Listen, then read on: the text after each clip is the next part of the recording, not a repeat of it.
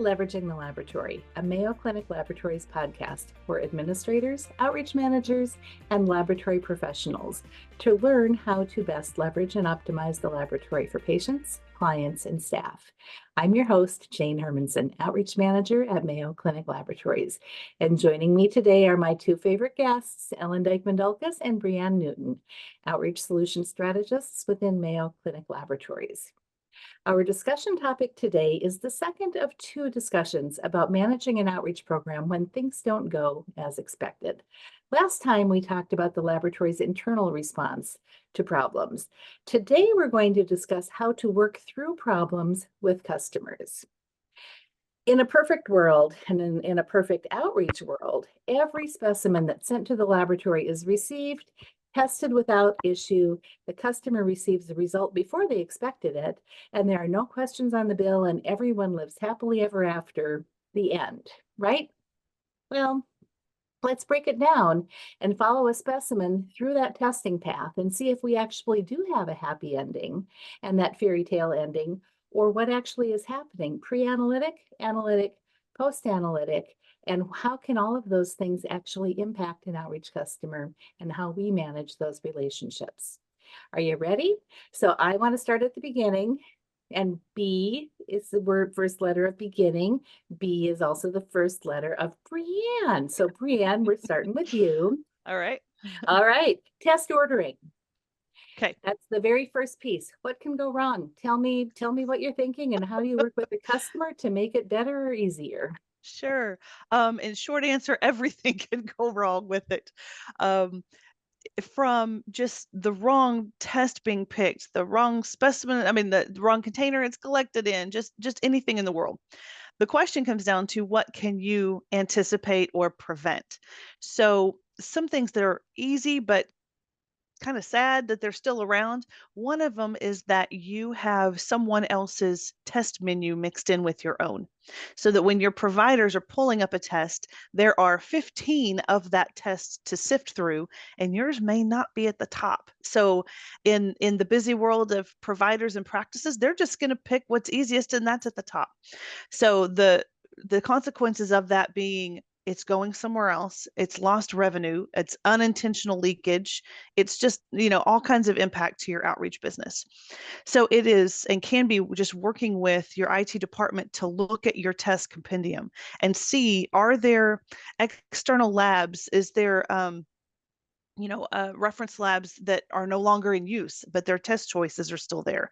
Is there misinformation? Are there tests that are outdated or obsolete that should not be an option? So sometimes the menu or the options that we present a provider can really be the start of the problems, and it's narrowing down those. Other things that can go wrong, we covered in our last episode of our podcast, is we're in downtime. And so now we're utilizing downtime forms. So making sure there's proper training with that, and it's a standardized form so that they know what the options are and that they mirror the same test names available when they look at the menu electronically. So making sure it continues to be apples to apples and oranges to oranges. So test ordering, so much so, is making sure that you have the right options. They're easy to understand, they're easy to find. And if you can work with your software EMR vendor to say, can we create a pick list for providers? Can they find a favorites so that the favorite CBC or TSH panel, or whatever it is that they want, is on their favorites list, and they don't have to sift through the main test menu unless it's something they don't typically order. So lots of little things like that can anticipate typical test ordering problems. And I think just one other thing I would add would be to put as much information about the tests in their hands so that they're making educated decisions. So we offer a joint test catalog for our primary clients. So if someone has an opportunity to put their directory out there, it's going to help people order the right tests as well. So that's just one other thought I have related to it. So Ellen, you're sitting there poised, you're ready, because I go every other. So Brianne got the beginning and Ellen gets the second one. What's the next step? Let's think of maybe the patient interaction. So Ellen, let's think about the patient service center. What kinds of things could impact service in a negative way through the patient service center for the patient? And what can a lab do to make things better? Oh, Jane, beauty is in the eye of the beholder. And, I have an older parent and I take my parent to the blood draw area and I've experienced it. I have kids and I take my kids to the laboratory and I've experienced it myself. And so I'm a laboratorian, but I'm also a consumer. And so there's all kinds of things that a patient experiences and then they tell their friends about your lab. And so if you've ever sat in, I always used to tell my staff to sit in a waiting room and just observe. And that's a nice onboarding tool of your new staff that are working in your laboratory. Have them sit in the waiting room and just listen. I think that's a really nice way for them to experience what your patients experience. And I don't think we do that enough. So you can hear how patients are called to the waiting room. Older people don't want to be called Betty when their name is Elizabeth. And I don't even know if people are using first names, but sometimes they use last names and they use slang. Just listen to the feedback that patients turn to their husband or their person that brought them and they'll make a comment. You don't hear that when you're just in the draw room. You don't hear the comments. But anyway, even before that, you don't know how they drove around the parking garage 10 times before they found parking. So some places have dedicated lab spaces. Not everybody fills out a patient satisfaction survey. Very rarely do they. So, how long did it take them to find access? Hours of operation. If you have kids or you have to leave work to bring an elderly person to the lab, do you know that you can go in the evening or weekends, or what are the busy times of day? Registration kiosks. My mother didn't know how to do that. She wouldn't be able to figure it out. She went to a registration desk and there was no one there. There was a sign that said you had to go across the hall to registration because there was no staff that day. Well, she didn't know that. It looked like no one was there to greet her.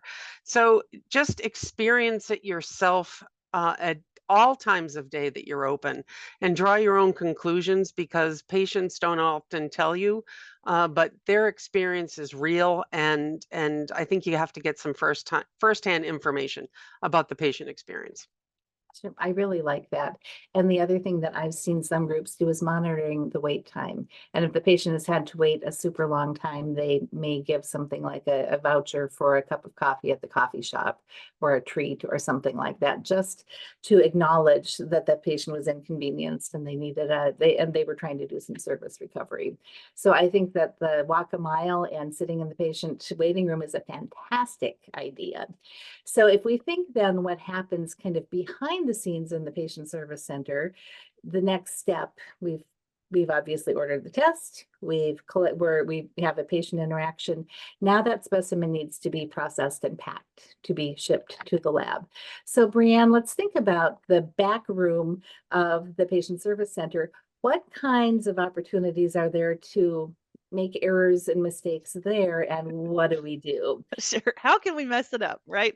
Right. Absolutely. So you can mislabel. You can drop it. You can, store it incorrectly. You can overspin, underspin, forget to spin.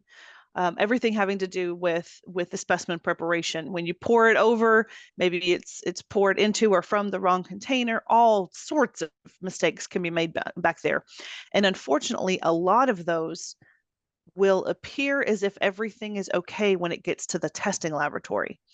And so it's also a very critical piece in right patient, right time, right test, right specimen. And so for all of those mistakes that I just mentioned, going back to training of the people that would be doing it. And so if you happen to have a phlebotomist placed somewhere that would be doing that, just really buckling down and making sure that that person feels comfortable. Down here in the South, we would say 10 ways to Sunday. They know exactly what they're doing. And so there is no question. And that if something comes up that is unusual, they know exactly who their resources are to reach out to. If it happens to be a location where you don't have your own staff member there, then that comes with onboarding the client. And Ellen and I talk about the importance of onboarding all the time and all the different ways that can make your life easier.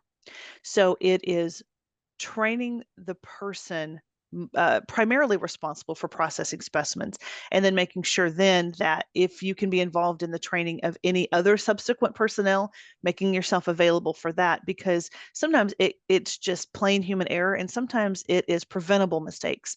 And it's making sure, while I can't completely remove human error from the possibility, I can do everything possible to make sure that training has taken place, because that is a very uncomfortable situation to call the patient to say, hey, I just spilled your specimen down the sink.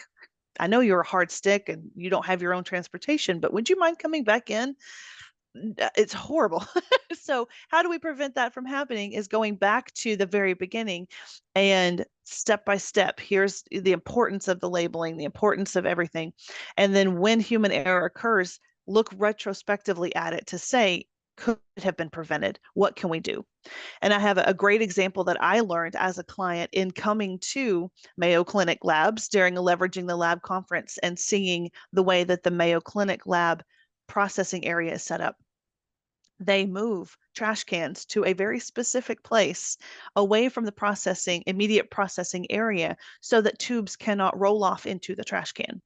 And I went back to my lab and I looked, and lo and behold, it was a perfect ramp right to the trash. So that was something that I took away. So it's even something small like that.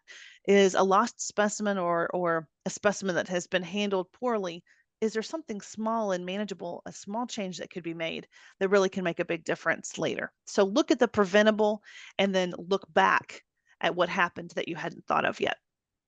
Well, and I like the fact that you're not afraid to borrow ideas from somebody else. So that really helps. And just like Ellen's comment about sitting in the waiting room, watching that patient experience, you're getting ideas from other groups to say, okay, how do I make my lab better? Just kind of a fun fact. We also do something that's really unusual, but it really is patient focused and helps make sure that we haven't missed anything. When we receive specimens into our laboratory, we take all of the trash and we actually run it through an X-ray, an airport style security X-ray, to look for anything that might be stuck inside, whether it's a vial or perhaps a glass slide or a tissue block, something that may have been stuck in the envelope. We actually X-ray all of our trash. So I don't know that many people pay that much attention and give all that much love to garbage, but we do, because if there's something that's going to be discarded, we don't want to lose it. So those are truly some great ways to handle things now, just at the point of collection. And I think the other comment is catching it quicker rather than letting it go for a long time. Maybe there's even a way to catch that patient and go, oh my gosh, I drew a green top tube and I meant to draw a purple top tube. If you can catch them before they get to the parking lot, maybe you can actually go back, restick the patient, apologize profusely, but using time as your friend in that case to make sure that if there was an error, that you can resolve it as quickly as possible. Okay, next step along the process, we're telling our fairy tale with hopefully a very happy ending. Specimen is picked up and now it's in the possession of the courier. Ellen, tell us a little bit more about how things can work well or not well with couriers.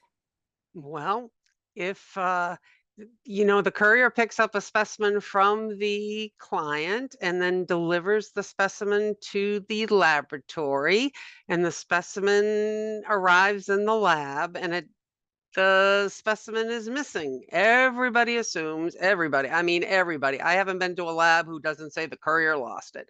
And I can tell you most often, and usually 100% of the time, the courier didn't lose it. It was either never packaged up for the courier, or the laboratory went dumpster diving because it fell in the trash, or the specimens were sitting in an exam room in a bag in the provider's office and never made it to the courier. So it's essential that the courier have a process to know what they picked up and what they delivered. And the client needs to have a manifest that they picked up, that they have 7 specimens that they sent with the courier, and the lab receiving the specimen needs to verify that they picked up 7 specimens, and the courier needs to be out of the mix. They need to grab and go, and the client and the lab need to verify what's there. The courier shouldn't take possession, needs to take possession of the specimens they pick up, but it's the originator and the recipient that need to need to verify what they picked up and what they sent, and the lab checks it. The courier most often is not the one who lost the specimen. I agree totally. Sometimes those lost specimens are those that were never sent. So that's the Correct. most likely thing, and that's what we see a lot too. Fantastic. So Brianne, off to you now. So courier has done their job. They've delivered the specimen to the lab and it's received into the system, and now it's going to get prepped for testing. So kind of like the back room in the patient service center, now it's the front room in the laboratory. Tell me what you think is going to happen here.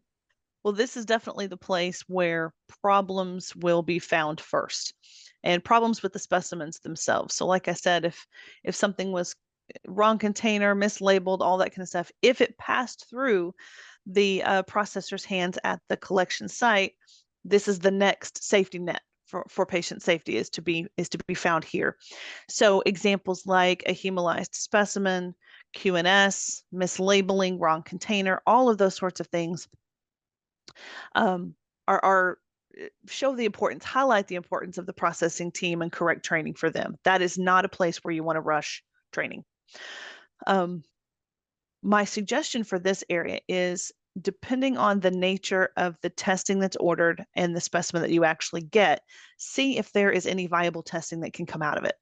So if you have a QNS situation because there's 14 tests ordered on one tube, and that is not possible, it could be a communication from your lab leadership to the ordering provider to say, okay, I can't get everything, but if you had to prioritize out of what you've ordered, what would you like for me to, what can we run? And opening that channel of communication so that it's not we can't do anything. Well, yeah, you can. You just have QNS for 14 tests. The hemolysis, the wrong specimen, mislabeling, wrong content, all of those sorts of things come back to the training of the collection personnel. Hopefully that wasn't you and your guys. But if it is, that's a great opportunity. Revisit, find out who it was, take a retraining opportunity, and really take a look at that person's processes and make sure that there's not additional distractions or expectations that you are putting on them for them to do 10 things at once, and that they're getting easily distracted while they're doing it. If it's collection personnel at a provider, it becomes very important in the laboratory for an outreach program to collect metrics on how many times do hemolyzed specimens come from this particular location. This provider had X number of mislabeled specimens this month. Gathering that data can be very important because you don't want it to be anecdotal.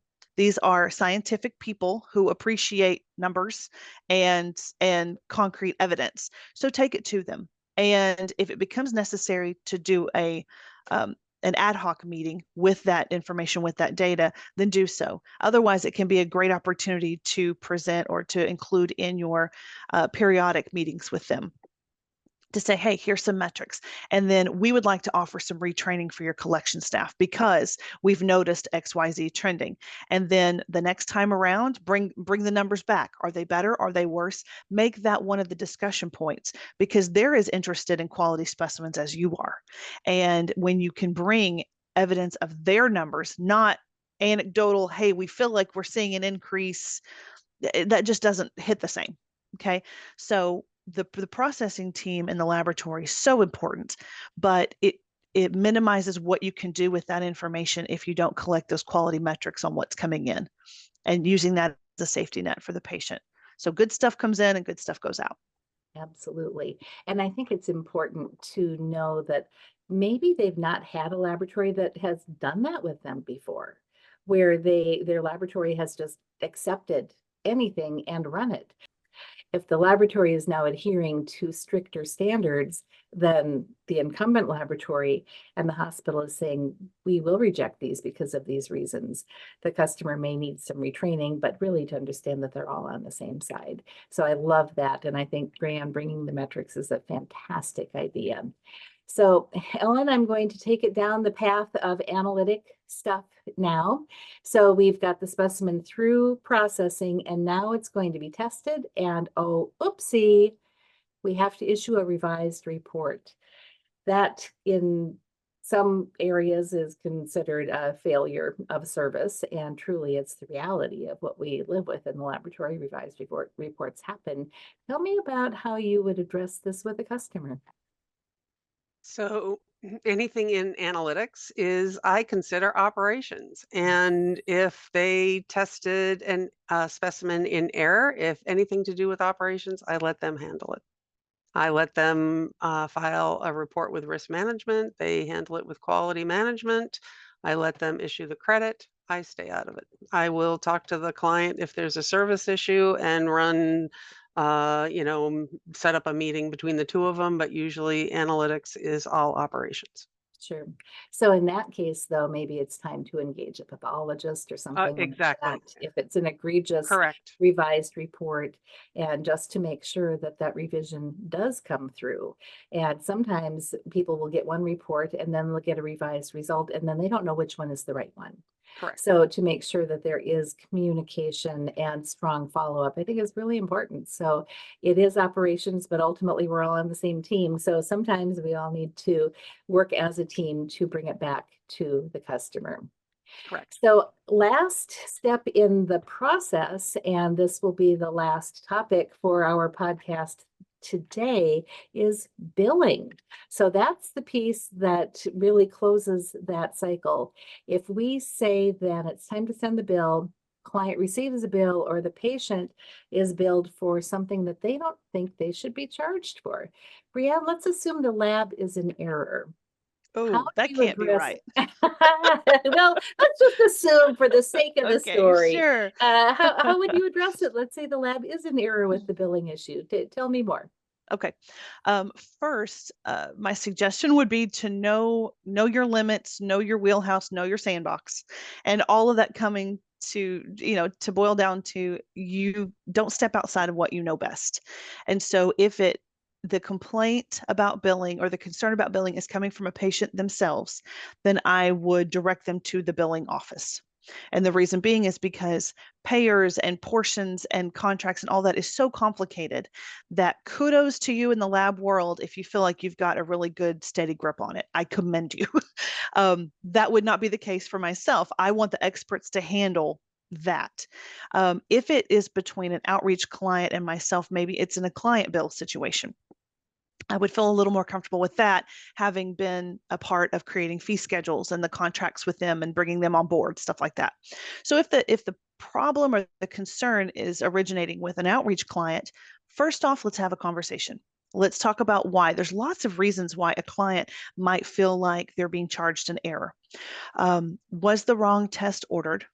Truthfully, was it just the wrong one? Was there a duplicate situation? Something like that. Is there some miscommunication or confusion on the front part? We talked about at the beginning of this episode, the test ordering. Is it confusing to pick the right test and whatever? Granted, your lab did it, but maybe they feel like it shouldn't have been done. Okay, so just finding out where they're at. What's the thought about process behind what's going on? Second is, are they being charged? Is there a misunderstanding regarding the price of the test? Maybe you've recently raised your prices or changed them in some way, or maybe you changed the name of the test and they don't really know what's appearing. So that comes back to communication. If your prices in any way are changing, send that out, and plenty of time, plenty of lead time with your clients to make sure that they're aware. If the name of your changes, that goes back to communication with your clients. So any opportunity there to keep those channels of communication open, do. Lastly is, if there really is something that shouldn't have been charged, or you feel like it's a service recovery opportunity and this client's important, I can make this happen for you, even though we didn't do anything wrong. Working with your own administration to make sure that they can grease wheels for you to have leeway to cancel those charges or reverse those charges. Sometimes that takes place within the billing office. Sometimes that freedom of discernment can be given to lab leadership or department leadership in other areas of the organization. See what can be done. Is that something that you can fix, or you can send a quick email to someone, but that your administration is aware that that is something that happens to you and that you would like the opportunity to be able to correct it yourself. So keeping that line of communication open, but treat every complaint as an opportunity to improve something and to see if there's something that could have been prevented. If it's just a good old mistake, then work with your administration to see, can I actually have the leeway to correct it myself and reverse that for them. I like that. Well, and I like empowering people. And I think that the easy thing to do would be to say, yep, across the board, credit every time, make them happy, but that may not be the right resolution. So I really appreciate all of that. And guess what, guys? As you know, we're at the end of our time again today. So rapid fire question. Brianne, start with you, then we'll close with Ellen. What are your favorite service recovery tools? For me, it's a face-to-face meeting. It's a handwritten note. It is something that shows, we messed up and I want to take time to make it right and make it personal. Awesome. Ellen, how about you? Yeah, I would agree with Brianne. I think stop. I would agree with Brianne. I think face-to-face listening, and I think stop. I would agree with Brianne. I think listening to the client, hearing what happened firsthand is essential, knowing that you need to stick with policies and procedures that your organization has. You need to maintain your integrity, admit when systems failed, and you need to do what you say and say what you do to fix the issues that they bring up. Well, and I think it comes back to, again, being a partner with the customer, not being put in that vendor bucket, but knowing that we're all on the same side and let's find a way to work together.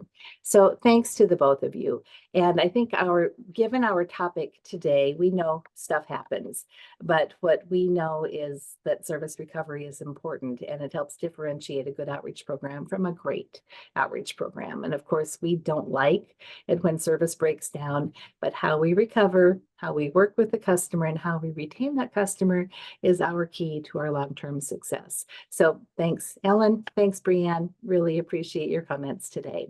And thank you to our audience for listening to Leveraging the Laboratory, a podcast from Mayo Clinic Laboratories. If you've enjoyed our podcast, please subscribe. And until next time, we encourage you to continue to promote your community-based hospital laboratory. The needs of the patient come first.